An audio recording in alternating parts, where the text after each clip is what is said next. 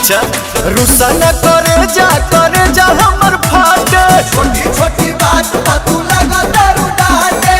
धनी हो सब धन तोहरे नु बाटे भाभी हो सब हम तोहरे नु बाटे। धनी हो सब धन तोहरे नु बाटे भाभी हो सब हम तोहरे नु बाटे। भगवती ना लो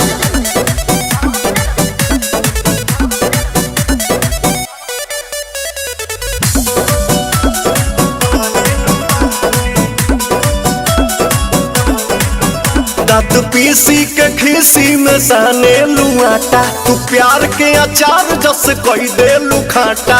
हाँ तो सुनो का बोला अब तहरा से हम बतियाई बहो राजा मिलने से बड़ी परेशान हम भइली हो दुख झेलने से। लागे लू प्याज ढक दांत से काटे धरा हाई चूड़ी के हाथे। धनी हो सब धन तोहरे नु बाटे भाभी हो सब हम तोहरे नु बाटे। धनी हो सब धन तोहरे नु बाटे। भाभी हो सब हम तोहरे नु बाटे।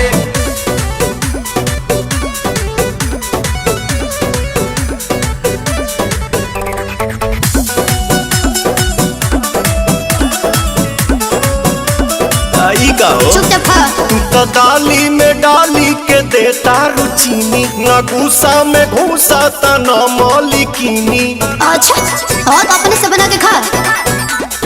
एक रस नीक असुर होती हो बिना गवने के पवन करम हम कोई नहीं हो भनी पवने के। हाँ तो हमारा सुना तो बोलिए तो भइल बाबी आह न ले आईनी बलाते बहुत गहिल रही बारिया तबो ये धन धन तोहरे नु बाटे